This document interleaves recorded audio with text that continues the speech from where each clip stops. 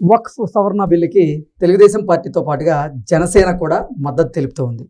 వైఎస్ఆర్సీపీ మాత్రం ఈ వక్ఫ్ సవరణకి మేము వ్యతిరేకంగా ఓటేస్తామంటూ జగన్మోహన్ రెడ్డి తెలియజేస్తున్నటువంటి నేపథ్యంలో ఈ వక్ఫ్ బిల్లు ఇప్పుడు జగన్మోహన్ రెడ్డిని భయపెడుతోందని, పైకి ఆయన మేము కేంద్రానికి వ్యతిరేకంగా ఓటేస్తామని చెప్పినప్పటికీ రానున్న రోజుల్లో కేంద్ర పెద్దలు జగన్మోహన్ రెడ్డి విషయంలో ఎటువంటి నిర్ణయాలు తీసుకుంటారనేటువంటి భయం ఇప్పుడు జగన్మోహన్ రెడ్డి వెంటాడుతోంది అనేలాగా కొన్ని వార్తలు వస్తున్నటువంటి నేపథ్యంలో నిజంగా ఈ వక్ఫ్ బిల్లు జగన్మోహన్ రెడ్డిని భయపెడుతోందా లేదా అనేది మనం పూర్తి స్థాయిలో విశ్లేషణ చేసుకుందాం. ప్రస్తుతం మనతో పాటున్నారు జనసేన పార్టీ రాష్ట్ర అధికార ప్రతినిధి శ్రీనివాస్ గారు. సార్తో మాట్లాడదాం. సార్ నమస్తే. సార్ నమస్తే అండి. వక్ఫ్ సవరణ బిల్లుకి తెలుగుదేశం పార్టీ జనసేన మద్దతు తెలుపుతూ ఉంటే ఇండియా కూటమితో పాటుగా కొన్ని పార్టీలు అంటే బీఆర్ఎస్ కానీ అలాగే వైఎస్ఆర్సీపీ కానీ ఇవి మేము వ్యతిరేకంగా ఓటేస్తామంటూ ప్రకటించాయి. అయితే జగన్మోహన్ రెడ్డి నేను కేంద్ర పెద్దలకి వ్యతిరేకంగా ఓటేస్తానని ప్రకటించినప్పటికీ ఆయన్ని ఈ బిల్లు మాత్రం భయపెడుతోంది. ఇప్పుడు మేము వ్యతిరేకంగా ఓటేస్తే రానున్న రోజుల్లో కేంద్ర పెద్దలు మా పట్ల ఎటువంటి నిర్ణయం తీసుకుంటారనేటువంటి సందేహం ఇప్పుడు జగన్మోహన్ రెడ్డిలో మొదలైంది అంటూ కొన్ని వార్తలు వస్తున్నాయి. దీన్ని ఎలా చూడాలి సార్?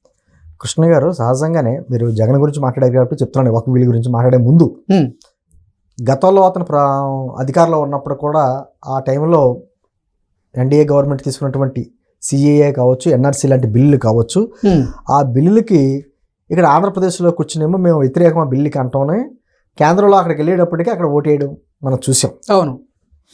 కొన్ని సందర్భాలు ఏం చేశారంటే వాకౌట్ చేశారు. వాకౌట్ అంటే మీనింగ్ ఏంటంటే పరోక్షంగా మద్దతు చెప్పినట్టే. అవును. అంటే ధైర్యం లేకపోతే ఏం చేస్తారంటే ఏదో రకం వంకెట్టుకుని బయటకు వచ్చేస్తారు. ఆ రకంగా కూడా మద్దతు చెప్పినట్టే అలా చేసుకుంటూ వచ్చారు. అదేవిధంగా అనేక బిల్లులు కేంద్రం ఆనాడు కేంద్ర ప్రభుత్వం తీసుకున్నటువంటి రైతులకు సంబంధించిన బిల్లుల విషయంలో కూడా అక్కడేమో వ్యతిరేకించారు, అక్కడేమో సపోర్ట్ చేశారు. ఇక్కడికి వచ్చి ఆంధ్ర రాష్ట్రంలోకి వచ్చేటప్పటికి వ్యతిరేకించడం, ప్రతిదీ అంతే. అటువంటి డ్రామాలు అయితే ఆడారు. అయితే ఇప్పుడు ఏమనుకుంటున్నారంటే ఖచ్చితంగా అతనికి భయం ఉంది. నాకు తెలిసి రేపు పొద్దున్న కూడా వాళ్ళ మెంబర్స్ తోటి ఓటు వేస్తాడని చెప్పేసి నేనైతే అనుకోవట్లేదు. ఏదో రకంగా చర్చ సందర్భంగా ఆ రోజు జరిగేటప్పుడు వాకౌట్ చేసి బయటకు వచ్చేస్తారు అనేటువంటిది అనుకుంటున్నా. ఓకే. అంటే పైకి మాత్రం మేకపోతు గాంభీర్యాన్ని ప్రదర్శిస్తూ మేము ఈ వక్ఫ్ సవరణని మేము వ్యతిరేకిస్తున్నాం. అంతే ఏం లేదండి. ఏమైపోతుంది కృష్ణ గారు అంటే ప్రతి విషయం వెనకాల ఒక సబ్జెక్ట్ వచ్చిందంటే దాని వెనకాల ఓట్ బ్యాంక్ రాజకీయాలు ఎంతవరకు మనకి ఎంతవరకు లాభం చేకూరుస్తాయి, ఎంతవరకు నష్టం చేకూరుస్తాయి అనేటువంటి ఆలోచన తప్ప తీసుకున్న నిర్ణయం మనకి దేశానికి మంచిదా కాదా అనే ఆలోచన ఏ పార్టీలు చేయట్లా. అంటే ప్రతిపక్ష పార్టీలు.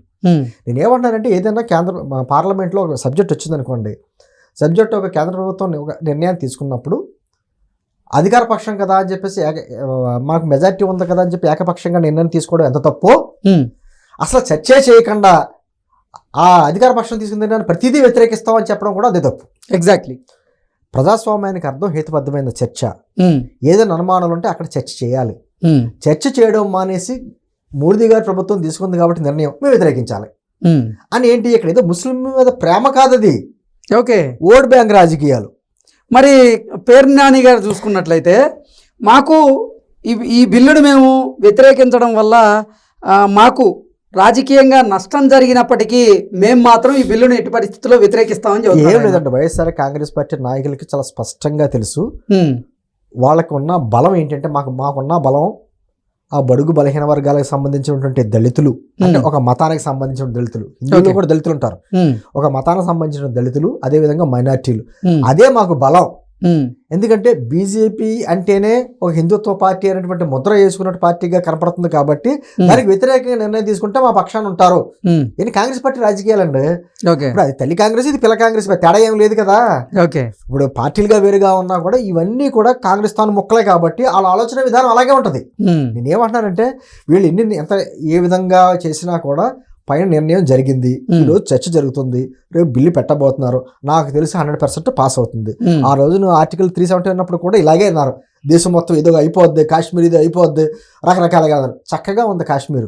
గతంలో కంటే లేనటువంటి ఇప్పుడు అన్ని కంపెనీలు వస్తున్నాయి, పెద్ద పెద్ద మాల్స్ వస్తున్నాయి, అక్కడ స్వేచ్ఛగా ముస్లిం విద్యార్థులందరూ చదువుకుంటున్నారు, ఎంజాయ్ చేస్తున్నారు, హ్యాపీగా ఉన్నారు. అంటే మొత్తం క్లియర్ అయిపోయింది నేను అట్లా మధ్య మధ్యలో చిన్న చిన్న అలరాలు జరుగుతున్నాయి, కానీ గతంతో పోలిస్తే చాలా స్వేచ్ఛాయుత వాతావరణం అక్కడ ఉంది.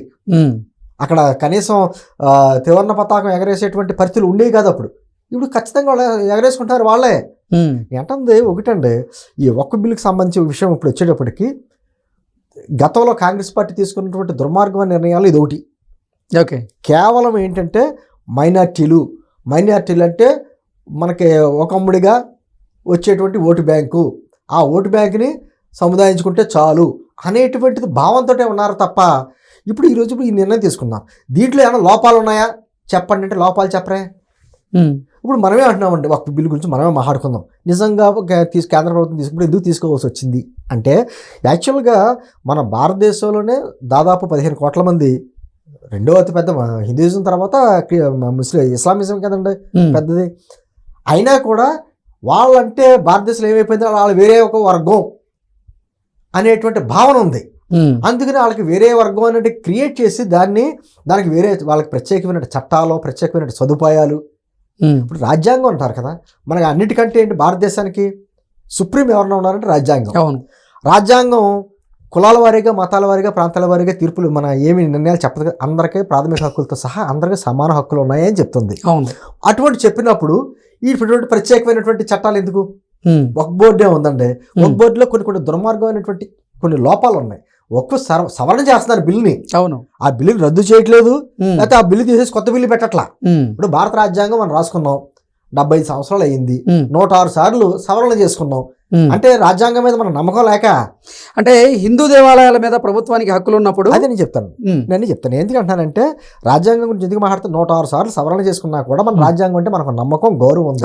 ఎందుకంటే మారుతున్న కాలానికి అనుగుణంగా మనం మార్పులు చేర్పులు చేసుకోవాలి ఖచ్చితంగాను. అదే జరుగుతుంది. అదే విధంగా వక్ఫ్ బిల్లుకి సంబంధించి అక్కడ ఏమవుతుంది, మీకు 2015 నుంచి ఇప్పుడు 2025కి 2015లో దాదాపు నాకు తెలిసి ఒక 3 లక్షల ఎకరాలు ఉండేవండి వక్ఫ్ బోర్డుకి. ఈ 10 ఏళ్లలో 9 లక్షలు అయింది. అవును, దాదాపు 9 లక్షలు అయింది. అంటే వక్ఫ్ అంటే ఇస్లాం మతం మీద ఉన్నటువంటి నమ్మకం ఉన్నటువంటి వ్యక్తి ఆ బోర్డుకి తనకు స్వార్జితం ఏదన్నా ఉంటే ఆస్తి ఇస్తే దానికి సంబంధించి వాళ్ళ మదర్సాలు నడుపుకోవచ్చు, లేకపోతే కొన్ని సంక్షేమ కార్యక్రమాలు చేసుకోవచ్చు, వాళ్ళకి సంబంధించినటువంటి మసీదులు నిర్మాణం చేసుకుంటా ఉంటారు. దానికి చేసుకునేటువంటి అది వక్ఫ్ అనే దానికి అర్థం. అయితే మరి ఈ 10 సంవత్సరాలు ఇన్ని లక్షల ఎకరాలు అంటే అంతమంది ఇచ్చారు ఆ విరాళాల కింద. ఒకటి ఎవరన్నా వచ్చి కృష్ణ గారు నేనే ఉన్నాను, నేను ముస్లిం ఇస్లాం మతం పాటించేటువంటి వక్ఫ్ బోర్డులో మెంబర్ని, మీరు కృష్ణ గారు మీ ఆస్తి మీద నాకు కనపడింది, సపోజ్ మీకు ఉన్న ఎకరమో 2 ఎకరాలు ఇది వక్ఫ్ భూమి నేను అన్నానంటే ఇంకా మీరే దాన్ని నిరూపించుకోవాలి, ఈ భూమి నాది అని మీరు నిరూపించుకోవాలి తప్ప నన్ను అడిగేవాళ్ళు లేడు. ఇంకొకటి అది కూడా ఎక్కడికి వెళ్ళి కోర్టులో నిర్ణయించుకునేది లేదు. వక్ఫ్ బోర్డుకి సంబంధించినటువంటి వాళ్ళ దాంట్లోనే ఉంటుంది. మరి దాంట్లో ఎవరు ఉంటారు? ముస్లింలే ఉంటారు కదా. అవును, అందరూ వాళ్ళే ఉంటారు. మరి ఎలాగే దీనికి న్యాయం? మీరు ఇందాక అన్నారు మరి హిందూ దేవాలయానికి సంబంధించి అని చెప్పేసి అని అన్నారు. మరి హిందూ దేవాలయానికి సంబంధించి ప్రభుత్వం అదేనా ఎలా ఉంది? ఎగ్జాక్ట్లీ, అంటే నేను అడిగేది అదే. ఇప్పుడు హిందూ దేవాలయాలకు సంబంధించినటువంటి నిర్వహణ బాధ్యతలు మొత్తం కూడా ప్రభుత్వం చూసుకుంటుంది. ఈ నేపథ్యంలో మరి వక్ఫ్కి సంబంధించిన నిర్వహణ బాధ్యతలు అన్ని చేపడుతుంది ఎవరు? ప్రభుత్వం కాదు కదా. అదే కదా, ప్రభుత్వానికి దాని మీద పట్టు ఉండాలి కదా. అదే సవరణ చేస్తా. అది కూడా వీళ్ళు ఏదో మాకు బలం ఉంది కదా, మెజారిటీ ఉంది కదా అని చెప్పేసి ఎన్డీఏ గవర్నమెంట్ ఇంపోజ్ చేయట్లా, వాళ్ళ మీద బలవంతంగా రుద్దట్లా. దానికి ఒక కమిటీ చేసింది. ఆ కమిటీలో మెంబర్స్లో పార్లమెంట్ కమిటీలో ఓవైసీతో సహా అందరూ ఉన్నారు. అవును, అందరూ డెసిషన్ ఉంటాయి. మెజారిటీ డెసిషన్ ప్రకారమే తీసుకుంటుంది నిర్ణయం. సవరణ అది అంతే. అది ఒక సవరణ అంటే ఏదైనా వక్ఫ్ భూమికి సంబంధించి మళ్ళీ రాష్ట్రాలకు సంబంధించినటువంటి వక్ఫ్ బోర్డులు ఉంటాయి. దాదాపు 30 పైన వక్ఫ్ బోర్డులు ఉన్నాయండి మనకి. ఏంటంటే రాష్ట్రాలకు సంబంధించి ఏదైనా ఒక భూమికి సంబంధించి సమస్య వచ్చింది అనుకోండి, వక్ఫ్ బోర్డు నిర్ణయం అంటే జరిగేది కాదు, దానికి న్యాయం జరగదు. అందుకని ఏం చేశారు, స్థానికంగా ఉన్న కలెక్టర్కే అధికారం ఇచ్చారు. తప్పే ఉంది. అదే విధంగా ఈ రోజు తిరుపతి దేవస్థానం ఉందండి, తిరుపతి దేవస్థానానికి ఎంత ఆదాయం వస్తుంది, ఎంత ఖర్చు పెడుతున్నారు ఏంటి అన్నది ప్రభుత్వానికి లెక్కలు చెప్పాలి, దానికి ఒక విధానం అంటూ ఉంటది. మరి అక్కడ లేదు కదా. ఈ రోజున అది కూడా ఏర్పాటు చేస్తున్నారు. మీకు ఇచ్చినటువంటి ఆదాయం ఏంటి, మీకు ఎవరెవరు ఇస్లాంకి ఏమంటారు వక్ఫ్కి ఎవరు ఇస్తున్నారు, ఇచ్చే దాత ఎవరు, చెప్పడంలో తప్పే ఉంది. నేను ఇది ముస్లింలకి ఏంటంది లాభం చూకొచ్చేటువంటి సవరణ బిల్లు అండి. ఎందుకంటే మీరు మాకు వ్యతిరేకమేం కాదు, మీరు మాకు వేరే వాళ్ళ కాదు, మీరు కూడా మాలో భాగం, మాకు ఏదైతే చట్టాలు ఉన్నాయో, మాకు ఏదైతే బిల్లులు ఉన్నాయో అటువంటిదే మీరు Exactly. సమానం అని చెప్తుంది. హిందూ సమాజంతో పాటు సమానంగా గత 100 సంవత్సరాలు బట్టి మనతో కలిసిమెలిసి ఉంటున్నటువంటి ముస్లిం సమాజాన్ని సమానం చేయడం ఇది. ఎగ్జాక్ట్లీ. వాళ్ళు వ్యతిరేక చేయడం కాదు. దీన్ని కేవలం రాజకీయ పార్టీలు వాళ్ళ ఓటు బ్యాంక్ గురించి ముస్లింలలో ఒక విధమైనటువంటి భయాందోళనలు, మసీదులు తీసేసుకుంటారంట, భూములు తీసుకుంటే ఎవరు తీసుకుంటారండి? కొంతమంది అంటారు రాజ్యాంగాన్ని మార్చేస్తారంటే ఎవరు మార్చేస్తారు రాజ్యాంగాన్ని? ఎవరికి హక్కు ఉంది రాజ్యాంగం మార్చేసే హక్కు? ఇది లేదు. నేను అంటుంది రాజకీయాలకి, కులాలకి, మతాలకి అతీతంగా మనం ఆలోచించాలి. ఏదైనా సమస్య వచ్చినప్పుడు బాధ్యతాయుతమైనటువంటి రాజకీయ పార్టీల నాయకులకు ఉన్నటువంటి ముఖ్యమైన బాధ్యత ఏంటంటే సమాజంలో ఉన్నటువంటి సమస్యల్ని సాధ్యత వరకు పరిష్కరించుకుంటూ వెళ్ళాలి. అంతేకాని అలజడి, ఆందోళన, అనుమానాలు రేకెత్తించడం అది రాజకీయ పార్టీ కాదు. ఈరోజు జరుగుతుంది అదే. ఏదో మోదీ గారి ప్రభుత్వం తీసుకుంది కదా అని మనం వ్యతిరేకించడం అనేది కాకుండా దాంట్లో ఏమైనా లోపాలు ఉన్నాయా, ఏకపక్షంగా ఏమైనా నిర్ణయం తీసుకుంటున్నారా? కమిటీ ఎక్కడ నిర్ణయం తీసుకోలేదు కదా, పార్లమెంటరీ కమిటీ వేశారు కదా. అవును. దాని మీద ఈరోజు కిరణ్ రిజిజు కూడా పెద్ద చర్చ కూడా జరుగుతుంది కదా పార్లమెంట్లో. ఈరోజు పూర్తి స్థాయిలో అందరికీ కూడా చర్చించేటువంటి అవకాశం కల్పిస్తున్నారు కదా. మీ అనుమానాలు ఏమైనా ఉంటే అన్ని బయట పెట్టొచ్చు కదా. తర్వాత ప్రజాస్వామ్యబద్ధంగా ఓటింగ్ కూడా జరుగుతుంది కదా. ఏదో ముజువాణి ఓటుతోటి కాంగ్రెస్ ప్రభుత్వం చేసినట్టు ముజువాణి ఓటుతో చేయట్లేదు. చట్టబద్ధంగా ఓటింగ్ ప్రకారమే చేసుకుంటూ వస్తుంది. నేను అనుకోవడం దాదాపు 293 మంది ఎన్డీఏకి మెజార్టీ ఉంటే కూడా నేను అనుకోవడం 300 దాటుతుంది. చూడండి, ఓటింగ్ వచ్చేటప్పటికి 300 దాటుతుంది, కాస్త ఇంచుమించు 300. రాహుల్ గాంధీ కూడా చెప్పినట్టున్నాడు, మా కాంగ్రెస్ పార్టీలో ఉన్న వాళ్ళే కొంతమంది దీనికి అనుకూలంగా ఓటేసేటట్టున్నారు. ఎందుకంటే నిజం దీంట్లో అంటే భారతదేశంలో ఉన్నప్పుడు ఎన్డీఏ గవర్నమెంట్ ముస్లింలని మనలో ఐక్యం చేసుకుంటుంది, మనతో సమానంగా చూస్తుంది తప్ప వ్యతిరేకంగా చూడలేదనే భావన కొంతమందిలో ఉంది.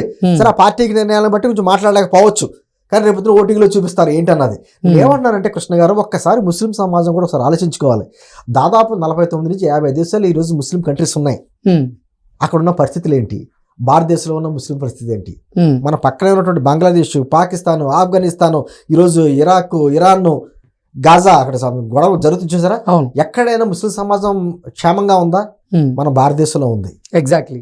మన భారతదేశంలో అన్ని శాంతి భద్రతలుగా చక్కగా కలిసి దాదాపు 15 కోట్ల మంది భారతీయుల్లో ఉన్నటువంటి ముస్లిమ్స్ గతంలో కూడా భారతదేశం గురించి ప్రాణాలు అర్పించారు. వాళ్ళు మేము ఎప్పుడు సమాజం ఎప్పుడు వాళ్ళని కలుపుకుందే తప్ప విడదీలా. ఎందుకంటే అప్పుడు ఎప్పుడో మహమ్మద్ ప్రవక్త మక్కా నుంచి మసీదుకి వెళ్ళినటువంటి ఆ త్వరలోనే, ఆ కొద్ది కాలంలోనే భారతదేశంలో ఇస్లామిజం వచ్చింది. ఆ తర్వాత ఈ వక్ఫ్ అనే పదం ఈరోజు కదండి, ఎక్కడో గోరికాల నుంచి తర్వాత ఏమో మహమ్మద్ ఖిల్జీ కాడి నుంచి అప్పటి నుంచి ఉంది ఇది. అప్పటికి హిందూ సమాజానికి సంబంధించినటువంటి రాజులు, మహారాజులు అందరూ కూడా వక్ఫ్ ఆస్తులకి కొంత భూదానాలు చేశారు, విరాళాలు ఇచ్చారు. నీ అంటుంది ఈరోజు ప్రభుత్వానికి లెక్కలు చెప్పడం అంటాం తప్ప. ఒకవేళ ప్రభుత్వ భూమిని ఏదన్నా వక్ఫ్ భూమిలో కలిపేసుకుంటే తిరిగి ఇచ్చేయమని చెప్తుంది, తప్పే ఉంది. అది వక్ఫ్ అనే కాదు, కృష్ణ గారు ప్రభుత్వ భూములు ఆక్రమించిన అదే అంటుంది, ప్రైవేట్ భూములైనా ప్రభుత్వ భూములైనా ఏదైనా సరే శ్రీనివాస్ ఆక్రమించుకున్న అదే చెప్తుంది. మీకు ప్రత్యేకించి చెప్పకర్లా. అంటే మీకు ప్రత్యేకమైనటువంటి చట్టం, ప్రత్యేకమైన విధానం మీకు ఉండొచ్చు, మీకు రక్షణగా ఉండొచ్చు, కానీ మీరు భారతీయులే తప్ప భారతీయేతరులు కాదు కదా. రాజ్యాంగానికి లోబడి రాజ్యాంగం అలా అనుకుంటే మైనార్టీలు అనుకుంటే మీకంటే కింద ఉన్నటువంటి మైనార్టీలు బుద్ధిస్టులు ఉన్నారు, జైన్లు ఉన్నారు, పార్సీలు ఉన్నారు, ఎంతో మంది మీకంటే తక్కువ ఉన్నారు కదా. వాళ్ళకి లేవే ప్రత్యేక చట్టాలు, వాళ్ళకి లేని చట్టం మీకెందుకు? మీరే వ్యతిరేకులు కాదు కదా, ఈ భారతీయుల్లో భాగమే కదా. భారతీయుల్లో భాగం కాదనే భావన ఈ కాంగ్రెస్ పార్టీ అండుకో రప్పిస్తుంది మిమ్మల్ని వ్యతిరేకంగా బయటికి రావాల్సిన ముస్లిం సమాజం మీద ఉంది. ఈ రోజున ముస్లిం మాకు ఇప్పుడు చూడండి, ప్రతి గ్రామంలో కూడా రామాలయం ఎలా ఉంటుందో అలాగే ఒక మసీద్ ఉంటుంది, చర్చ్ ఉంటుంది, దర్గా ఉంటుంది. మన జ్వరాలు ఊళ్ళో మన పిల్లలకంటే జ్వరాలు వస్తే మనం పెద్దలు అంటారు మసీద్ తీసుకెళ్లి తాడు కట్టించిన అంటారు. మరి అంత కలిసిపోయినటువంటి సమాజంలో, భిన్నత్వంలో ఏకత్వం ఉన్నటువంటి సమాజంలో, ప్రపంచంలో ఏ ముస్లిం దేశంలో ఉన్నటువంటి శాంతి భద్రతలు ఉన్నటువంటి చక్కగా ముస్లిమ్స్ ఇక్కడ అందరితో పాటు సమానంగా బతికేటువంటి ఈ సమాజంలో ఎవరు మిమ్మల్ని, మీలో ఉన్నటువంటి ఆ భావజాలాన్ని, వ్యతిరేక భావజాలను ఎవరు రక్కిస్తున్నారో, మిమ్మల్ని వ్యతిరేకంగా ఎవరు చిత్రీకరిస్తున్నారో ఈరోజు ముస్లిం సమాజం కూడా ఆలోచించాలి. మీ నాయకులకి మీరు చెప్పాలి. ఓకే, ఫోర్స్ చేయవలసింది ఏంటంటే మేము చక్కగా ఉన్నాం, హ్యాపీగా ఉన్నాం, ఈ భారతదేశంలో మాకు అన్ని హక్కులు చక్కగా ఉన్నాయి అనేటువంటి భావన మాకుంది. కానీ మీ రాజకీయాల గురించి మా భవిష్యత్తును నాశనం చేయొద్దనేటువంటి భావన ముస్లింలలో కలగాలి. నేను అంటుంది సమాజంలో ఎప్పుడైతే ఆ మార్పు వచ్చిందో ఆటోమేటిక్గా రాజకీయ నాయకుల మార్పు వస్తుంది. ఎగ్జాక్ట్లీ. ఈ రోజున తమిళనాడు ఎన్నికలు వస్తున్నాయి. స్టాలిన్ గారికి ఏదో అంశం కావాలి, ఈ డీలిమిటేషన్ అనో లేకపోతే భాషణ మొదలుపెట్టాడు. ఇప్పుడు మళ్ళీ ఇదో అంశం వస్తుంది, వ్యతిరేకిస్తున్నాం అంటాడు. ఎందుకు వ్యతిరేకిస్తున్నావు అంటే స్వలాభం, కారణాలు ఉంటావు. నేను అంటుంది కొన్ని విషయాల్లో రాజకీయాలు పక్కన పెట్టి దేశం గురించి ఆలోచించాలండి. దేశం గురించి ఆలోచించుకోకపోతే, దేశం బాగుండకపోతే, దేశంలో మళ్ళీ ఆ బంగ్లాదేశ్ లాంటి పరిస్థితుల్లో, పాకిస్తాన్ పరిస్థితుల్లో, ఆఫ్ఘనిస్తాన్ పరిస్థితుల్లో మనకంటూ వస్తే దేశం విచ్ఛిన్నం అయిపోద్ది. అటువంటి పరిస్థితులు రాకుండా ఉండాలంటే రాజకీయాలకు అతీతంగా రాజకీయ పార్టీలు కూడా ఆలోచించున్నాడు. అందరిలోనూ సఖ్యత ఉంటుంది, చక్కగా భారతదేశం కూడా ముందుకెళ్తుంది. ఈ వక్ఫ్ బిల్లు అన్నది నేను మరోసారి చెప్తున్నాను, ముస్లింలకి ఎంతో ఉపయోగకరమైనటువంటి సవరణ బిల్లు మాత్రమే, ఓకే అంతకుమించి ఇంకోటి కాదు. Okay sir, thank you so much అండి.